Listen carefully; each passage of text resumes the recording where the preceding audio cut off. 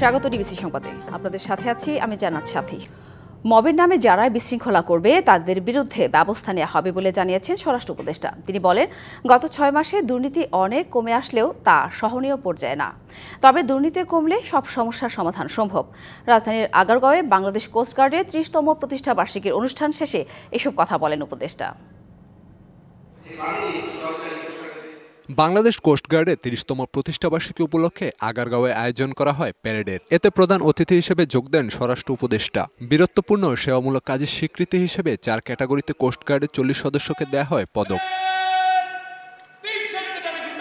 অনুষ্ঠান শেষে সমসাময়িক বিষয় নিয়ে সাংবাদিকদের প্রশ্নের জবাব দেন স্বরাষ্ট্র উপদেষ্টা। দেশের প্রতিটি সেক্টরে দুর্নীতি আছে জানিয়ে তিনি বলেন, দুর্নীতি কমাতে পারলে দেশকে দ্রুত এগিয়ে নেওয়া সম্ভব। দুর্নীতিটা আমাদের কিভাবে কমানো যায়? যদি দুর্নীতিটা কমানো যায় তবে আপনারা দেখবেন সব সেক্টরে আমাদের উন্নতি হবে, সব সেক্টরে উন্নতি। আমি তো বলি যে আমাদের বড় সমস্যা দুর্নীতি।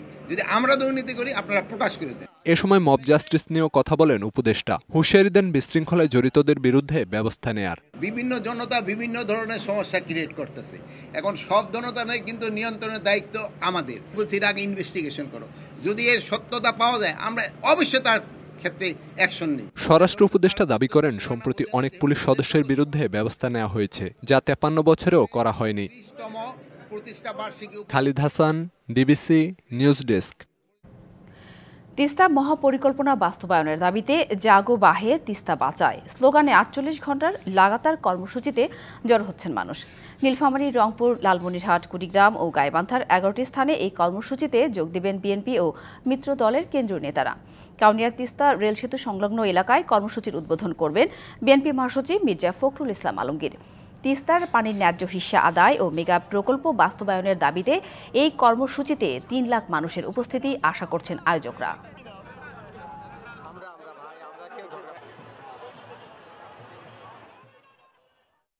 আমাদের যে 11টি স্পট রয়েছে, আমরা প্রত্যেকটা স্পটের খবর রাখছি। সেখানেও প্রচুর লোকের সমাগম ঘটছে এবং তাদের ওই প্রস্তুতি রয়েছে যে আগামী ৪৮ ঘন্টা তারা তিস্তার পাড়ে অবস্থান করবে। তিস্তা মহাপরিকল্পনা বাস্তবায়নের দাবিতে তিস্তা নদীর তীরে ৪৮ ঘণ্টার অবস্থান কর্মসূচি নিয়ে আরও জানাতে সরাসরি যুক্ত হচ্ছেন সহকর্মী মাজেদ মাসুদ। কথা বলবো তার সাথে। মাজেদ, আনুষ্ঠানিকভাবে কর্মসূচি তো দুপুরে শুরু, এখন জমায়েত কেমন দেখছেন, কি বলছেন উত্তরের মানুষ?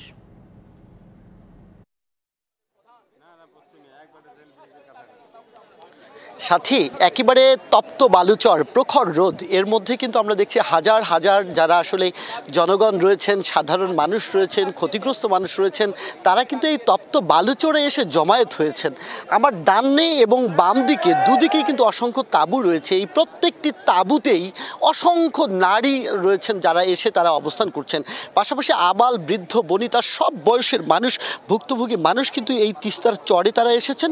কেননা কিছুক্ষণ পরেই বিএনপি মহাসচিব মির্জা ফখরুল ইসলাম আলমগীর আজকের এই কর্মসূচির শুভ উদ্বোধন করবেন।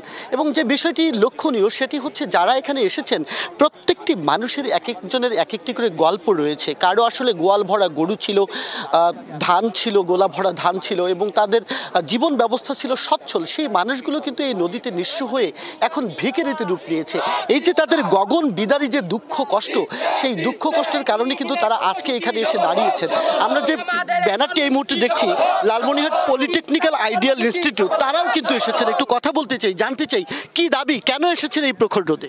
আমরা এসেছি উত্তর জনপদে যে অভাবনটন, উত্তর জনপদের মানুষের আশাকাঙ্ক্ষা, তা হচ্ছে তিস্তা বিভাগের ন্যায্য হিস্যার পানি আমরা চাই। এটা আমাদের আজকের দাবি না, ৫০ বছর আগের দাবি। আমরা স্বাধীনতার পরবর্তী সময়ে সকল সরকারের নিকটে দাবি করেছি, এটা আমাদের ন্যায্য দাবি। কিন্তু ভারত ইচ্ছাকৃত রাজনৈতিকভাবে তাদের প্রতিহিংসা চরিতার্থ করার লক্ষ্যেই অথবা তাদের রাজনৈতিক স্বার্থ হাসিলের জন্য তারা পানিটাকে বন্ধ করে দিয়েছে। সাথে আসলে একদিকে ভারত যেমন পানি প্রত্যাহার করে মরুকরণের দিকে ঠেলে দিয়েছে, অন্যদিকে কিন্তু এই তিস্তা নদীকে বিজ্ঞানসম্মত উপায়ে শাসন না করার কারণে ২৪০ বছর ধরে এই নদীর যে পেট সেটি সমতলের সাথে মিশেছে। কোথাও কোথাও এই নদীর পেটও উঁচু হয়েছে। আমরা যদি বর্ষা এবং শুষ্ক মৌসুমে দেখি তাহলে এই তিস্তাতে প্রত্যক্ষ পরোক্ষভাবে তিস্তা পাড়ের ২ কোটি মানুষ, প্রায় ১ লক্ষ কোটি টাকা ক্ষতিগ্রস্ত হন। ফলে রংপুর অঞ্চল কিন্তু যে অভাবী দরিদ্রতম অঞ্চল বিষয়টি রয়েছে। এখনকার দাবি হচ্ছে তিস্তা মেগা প্রকল্প বাস্তবায়নের মধ্য দিয়ে, পানি চুক্তির মধ্য দিয়ে এই অঞ্চলকে সচ্ছলতা ফিরিয়ে দেওয়া, তাদের যে দীর্ঘদিনের যাপিত কষ্ট, সেই কষ্ট থেকে পরিত্রাণ চান। আজকের আন্দোলন থেকে সেটি জানান দিবেন তিস্তা নদী রক্ষা আন্দোলন কমিটি, এবং এই কমিটির সাথে অন্যান্য যারা নদী রক্ষা কমিটি রয়েছে, বিশেষ করে তিস্তা বাঁচাও আন্দোলন সহ, তারাও কিন্তু সংহতি জানিয়েছেন। সাথী, নিশ্চয়ই মাজেদ, আনুষ্ঠানিকভাবে কর্মসূচি শুরু হলে নিশ্চয়ই আবারও আপনার সঙ্গে যুক্ত হব। ধন্যবাদ। দেশে যতগুলো বিতর্কিত ঘৃণিত নির্বাচন হয়েছে তা করেছে প্রশাসন, আবার গ্রহণযোগ্য নির্বাচনগুলোও করেছে তারা, বললেন খাদ্য উপদেষ্টা আলী ইমাম মজুমদার। আর উন্নয়নের জন্য জেলার প্রশাসকদের যোগাযোগে জোর দেওয়ার আহ্বান জানিয়েছেন অর্থ উপদেষ্টা ডক্টর সালেউদ্দিন আহমেদ। রাজধানীতে চলমান জেলা প্রশাসক সম্মেলনের দ্বিতীয় দিন সোমবার ওসমানী স্মৃতি মিলনায়তনে জেলা প্রশাসকদের সাথে ধারাবাহিক বৈঠক করেছেন অন্তর্বর্তী সরকারের উপদেষ্টারা। ব্যবসায়ী ও পেশাজীবীদের আয়কর দিতে উৎসাহিত করতে জেলা প্রশাসকদের নির্দেশ দেন অর্থ উপদেষ্টা। পরে এ নিয়ে কথা বলেন গণমাধ্যমের সাথে। অনেক ব্যবসায়ী আছে প্রচুর আয় করে, কিন্তু তারা ট্যাক্স বা ভ্যাট দেয় না। এটা আমাদের জন্য একটা কনসার্নের ব্যাপার।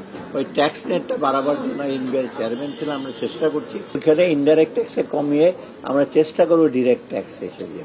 ডিরেক্ট ট্যাক্সে আবার রেটটা আমাদের corporate tax one of the highest, রেটটা বাড়াবার চেয়ে যদি আমরা অন্য কোম্পানি আনতে পারি সেটা আমাদের, এবং সেটা আমরা সার্ভিসও দিতে।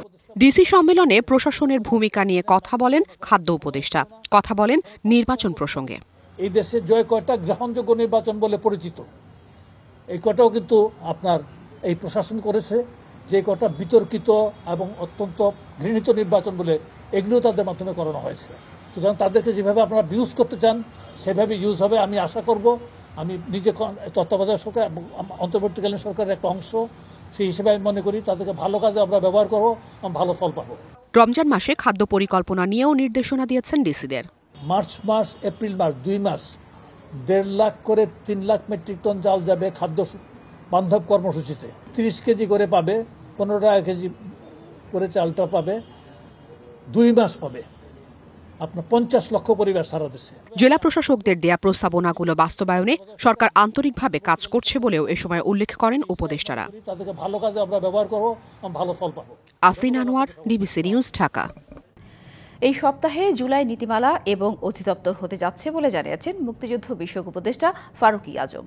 দুপুরে ওসমানী স্মৃতি মিলনায়তনে জেলা প্রশাসকদের সাথে বৈঠকের পর সাংবাদিকদের এই কথা জানান তিনি। বলেন, জুলাই গণ অভ্যুত্থানে যারা নিহত হয়েছেন তাদেরকে জুলাই যোদ্ধা হিসেবে ঘোষণা দেওয়া হবে এবং তাদেরকে এককালীন 30 লাখ এবং মাসিক 20,000 টাকা করে সারা জীবন সম্মানী ভাতা দেওয়া হবে। এছাড়া যারা আহত হয়েছেন তাদেরকে 3টি ক্যাটাগরিতে ভাগ করে সম্মানী ভাতা দেওয়া হবে। মুক্তিযোদ্ধা সংসদ দ্রুত পুনর্গঠন এবং ভুয়া মুক্তিযোদ্ধাদের শনাক্ত করে আইনের আওতায় আনতে জেলা প্রশাসকদের পরামর্শ দেওয়া হয়েছে বলেও জানান তিনি।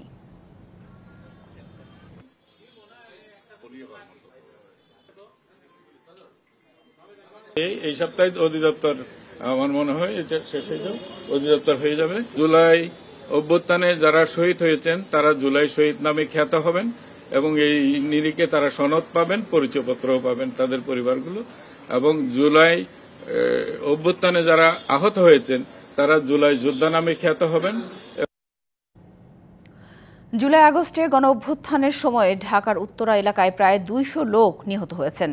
এসব হত্যাকাণ্ডের নির্দেশদাতা হিসেবে ভূমিকা ছিল সাবেক মেয়র আতিকুল ইসলামের। শুনানিতে আন্তর্জাতিক অপরাধ ট্রাইব্যুনালকে জানিয়েছে প্রসিকিউশন। শুনানি শেষে উত্তরায় সংঘটিত মানবতা বিরোধী অপরাধের মামলায় আতিকুল ইসলাম সহ 6 জনকে কারাগারে পাঠানোর নির্দেশ দেয় ট্রাইব্যুনাল। পাশাপাশি আগামী 9 মার্চ তদন্ত প্রতিবেদন দাখিলের দিন ঠিক করা হয়েছে।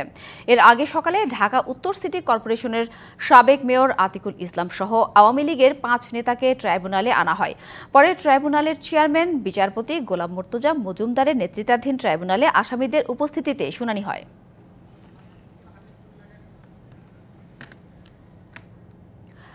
দল গঠন করে ক্ষমতা দখল করার চিন্তা করলে সেটি গণতান্ত্রিক হবে না বলে মন্তব্য করেছেন বিএনপির স্থায়ী কমিটির সদস্য আমির খসরু মাহমুদ চৌধুরী।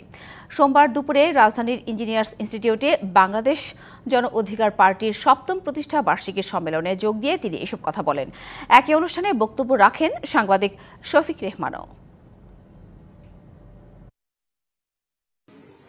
এই দলটির একটি বৈশিষ্ট্য আছে, সেটা হচ্ছে এটা ছাত্রদের নেতৃত্বে গঠিত একটি রাজনৈতিক দল। ছাত্রদের দল আসবে একটি গণতান্ত্রিক পরিবেশে, কিংবা আবার মাঝে মাঝে অন্যান্য বিভিন্ন গোষ্ঠীর নাম শোনা যাচ্ছে, তারাও নাকি দল করবে। Very good. ইংরেজিতে একটা কথা আছে, মোর দ্য মেরিয়ার, যত বেশি হয় তত ভালো। আর গণতন্ত্রে সকলের দল গঠন করার অধিকার আছে। সাধারণ মানুষের অধিকার যেন আপনারা আদায় করেন, এটাই আমি চাই।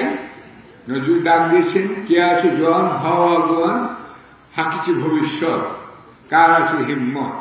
আসতে বলছেন, আপনার হিম্মতের সঙ্গে কাজ করুন এবং আশা করি আপনারা সফল হবেন। উচ্চ আদালতের নির্দেশে 21শে আগস্ট গ্রেনেড হামলা মামলায় বিএনপির ভারপ্রাপ্ত চেয়ারম্যান তারেক রহমানের বিরুদ্ধে জারি করা গ্রেপ্তারি পরোয়ানা প্রত্যাহার করেছে আদালত। সোমবার দুপুরে তারেক রহমানের আইনজীবী আব্দুর রশিদ মোল্লা ঢাকার দ্রুত বিচার ট্রাইব্যুনাল 1-এর বিচারক মোহাম্মদ রফিকুল ইসলামের আদালতে 21শে আগস্ট গ্রেনেড হামলা মামলায় তারেক রহমানের বিরুদ্ধে জারি করা গ্রেপ্তারি পরোয়ানা প্রত্যাহারের আবেদন করেন। শুনানি শেষে আদালত গ্রেপ্তারি পরোয়ানা প্রত্যাহারের আবেদন গ্রহণ করেন।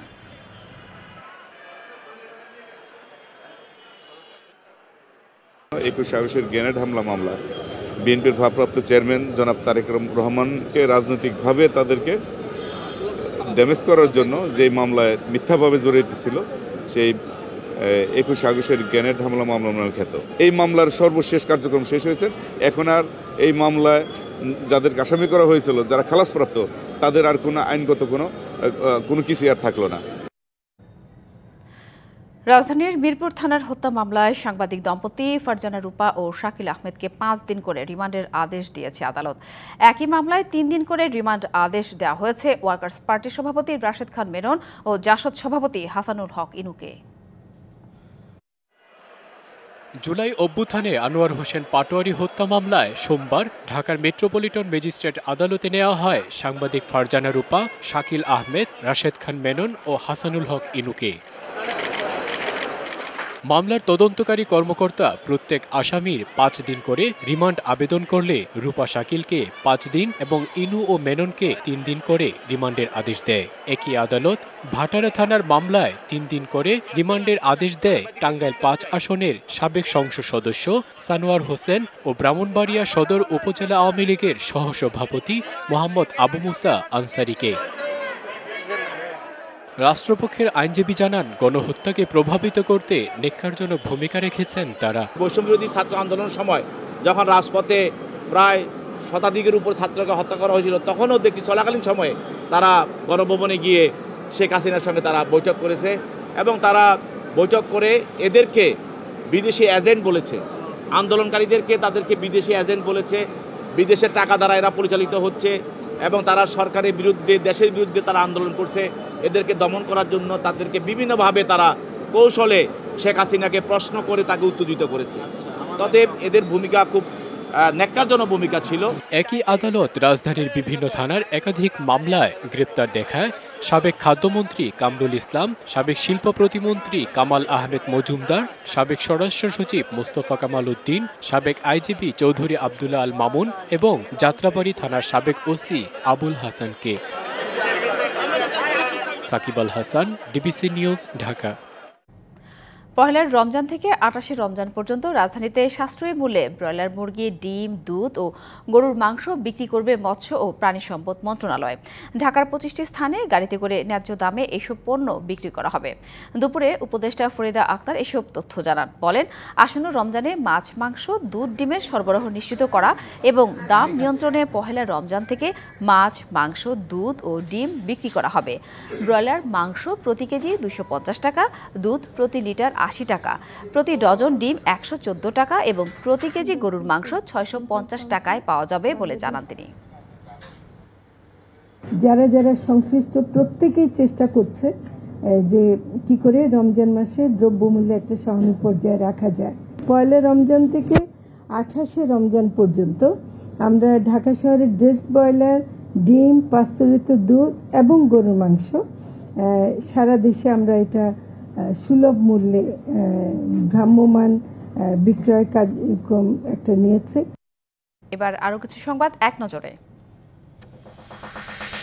ঢাকা মহানগর উত্তর আওয়ামী লীগের সহসভাপতি ও অনলাইন গ্রুপের এমডি খান মোহাম্মদ আখতারুজ্জামানের বিচার চেয়ে মানববন্ধন করেছে ঢাকা ক্যান্টনমেন্ট মানিকদি মাটিকাটা ভাষান্তিকবাসী।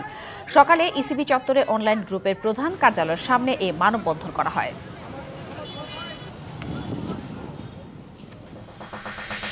কক্সবাজারের রোহিঙ্গা ক্যাম্পে যৌথ অভিযানে ইয়াবা ও গুলিসহ দেবর ভাবিকে আটক করেছে মাদকদ্রব্য নিয়ন্ত্রণ অধিদপ্তর ও এপিবিএন পুলিশ।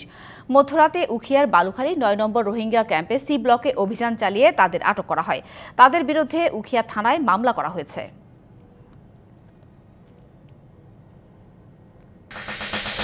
বান্দরবানের নাইখংছড়ি উপজেলার তুমরু সীমান্তের কৃষি জমি থেকে অবিস্ফোরিত মর্টার শেল উদ্ধার করা হয়েছে। রবিবার বিকেলে তুমরু সীমান্তের কুলারপাড়ার কৃষি জমিতে মর্টার শেলটি পাওয়া যায়। পরে বিজিবি এসে মর্টার শেলটি নিরাপদ স্থানে রেখে আশপাশ থেকে লোকজনকে সরিয়ে দেয়।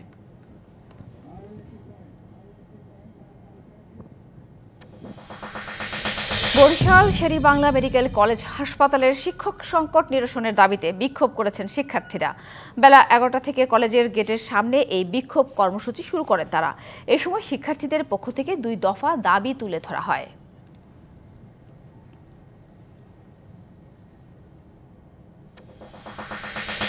অপরাধ ও অবৈধ কর্মকাণ্ডের অভিযোগে ৪৮ ঘণ্টার মধ্যে ১৭০ জন পাকিস্তানিকে নিজ দেশে ফেরত পাঠিয়েছে সৌদি আরব ও যুক্তরাজ্য সহ ১১টি দেশ।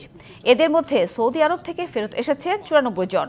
এদিকে ১১২ অবৈধ ভারতীয় অভিবাসীকে ফেরত পাঠিয়েছে যুক্তরাষ্ট্র।